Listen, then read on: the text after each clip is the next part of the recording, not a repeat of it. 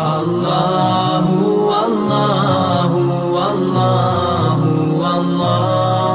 اللہ اللہ نے صرف پیسہ ہی بنایا، اپنی اولاد کو دین نہ بتایا. تو ہمارے بہت بچے ڈرگز کے کاروباری بن گئے، تو جیلوں میں پڑے ہوئے ہیں کچھ اس میں. تو میں مقامی لوگوں سے کہا یار مجھے کسی جیل میں، چونکہ میں یہاں بھی جیلوں میں جاتا ہوں بیان کرنے کے لیے، یا مجھے کسی جیل میں لے جاؤ، میں وہاں ان بچوں سے بات کروں گا. تو پریسٹن جیل میں لے گئے مجھے. تو وہاں ہم نے مسلمانوں کو اکٹھا کیا، کوئی انڈیا کے بھی تھے، پاکستان کے نوجوان زیادہ تھے. کیسز سارے یہ ڈرگز کے تھے، ایک دو کیس کوئی اور تھے لیکن زیادہ یہی نشہ بیچنے کے چکر میں تھے. تو میں نے ان کو بٹھا کے بات کی، ان سے توبہ کروائی، بڑے خوش ہوئے وہ.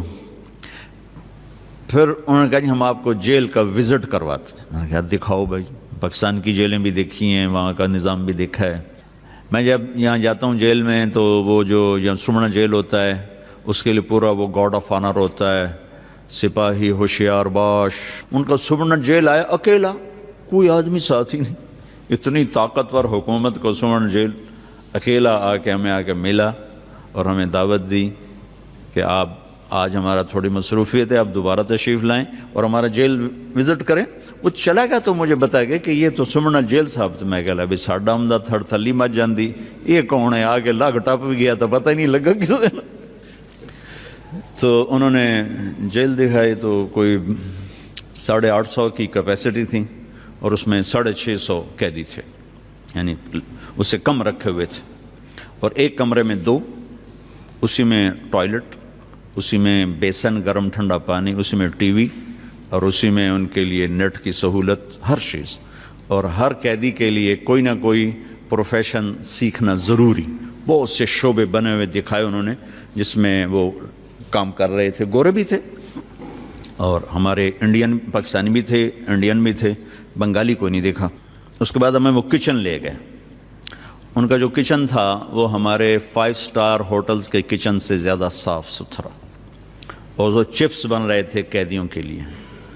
اور دوپہر اور رات کے کھانے میں 5 قسم کے کھانے ہوتے ہیں، 5 قسم کے. اور حلال کے لیے دیگ الگ ہے، پتیلے الگ ہیں، پلیٹیں الگ ہیں، حتیٰ کہ وہ چمچ جس سے سالن نکالا جاتا ہے وہ چمچ بھی الگ ہیں، حلال، مسلمانوں کو حلال پرووائڈ کرنے کے لیے. اور پھر انہوں نے ہمیں ایک ہاٹ پاٹ دکھایا اتنا سا، وہ 150 پاؤنڈ کا تھا. وہ ہاٹ پاٹ کو 25,000 روپے کا ہاٹ پاٹ، کہ یہ اس میں مسلمانوں کے لیے رمضان میں ان کو سحری اور افطاری کا کھانا گرم ملے، یہ ہاٹ پاٹ بنایا گیا.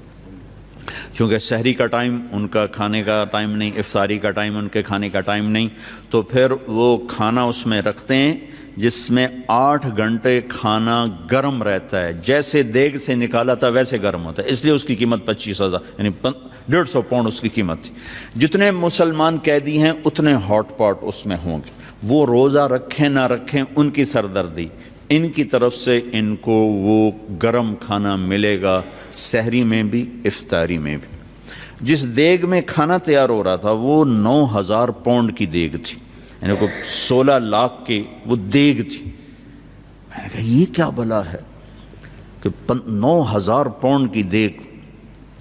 ان کا جی بس اس میں کچھ کرنا نہیں پڑتا، کھانا بنانے والے کو ڈال دیتے ہیں سب کچھ، اور جب زیادہ کوانٹٹی ہو تو نیچے سالن کھانا لگ جاتا ہے، گوشت لگ جاتا ہے، سبزی لگ جاتی ہے.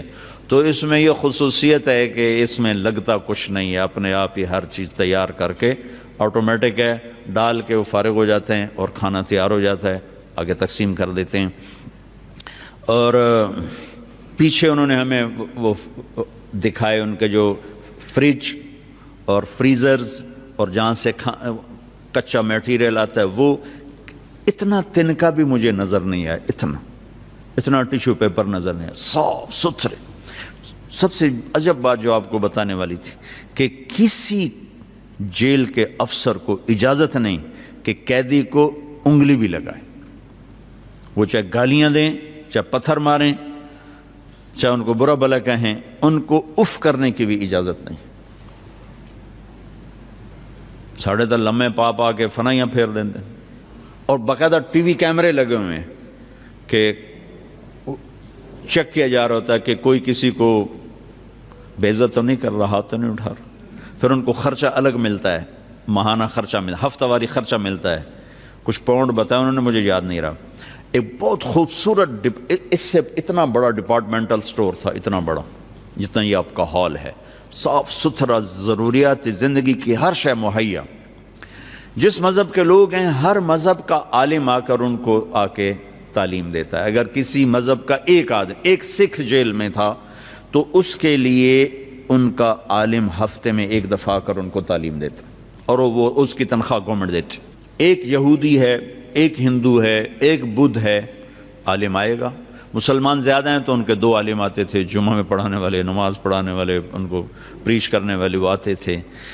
تو میں نے وہاں اپنے ساتھیوں سے کہا جس قوم کے یہ اخلاق ہوں انہیں ہم نعرہ تکبیر سے فتح کرنا چاہتے ہیں، ہم بھی کیسے دیوانے کہ ظلم و ستم سے بھرے ہوئے، فرعونیت سے بھرے ہوئے، اور ہم چاہتے ہیں کہ ہم میدان مار لیں خالی نعرہ تکبیر۔ جو قیدیوں کے ساتھ یہ سلوک کر رہے ہوں، باہر ان کا کیا سلوک؟ میں تو پریشان ہو گیا، میں نے کہا ان پہ زوال نہیں آ سکتا، چونکہ ان کی جو برائیاں ہیں وہ انفرادی برائیاں ہیں، اجتماعی ظلم نہیں ان کو یہ فکر نہیں ہے کہ کوئی وکیل کسی کے ساتھ مل کر میرے اوپر جھوٹا کیس کر دے گا، اور کوئی جج کا قلم فروخت ہو جائے گا، کوئی میری زمین پہ قبضہ کر جائے، کوئی میری بچی کو اٹھا کے لے جائے گا، یہ ان کو کوئی خوف نہیں۔ اجتماعی انفرادی نافرمانیاں ہیں، اور انفرادی نافرمانیوں پہ اتنی جلدی پکڑ نہیں آتی جتنی اجتماعی نافرمانیوں پہ آتی۔ ایک دفعہ موسیٰ علیہ السلام نے اللہ تعالیٰ سے پوچھا، یا اللہ فرعون تو کہتا تھا میں خدا ہوں، تو نے اس کو اتنی لمبی حکومت کیوں دی؟ تو اللہ نے عجب بات کی کہ یہ کم بخت اپنی رعایا میں عدل کرتا تھا اس لیے حکومت۔ ظالم تو بنا جب وہ اس کو پتہ چلا کہ میری گئی حکومت، تو اللہ نے کہا میں نے اس لیے اس کو حکومت دی کہ یہ رعایا میں عدل کرتا تھا اس لیے حکومت دی، حالانکہ مجھے پتا ہے یہ کم وقت اللہ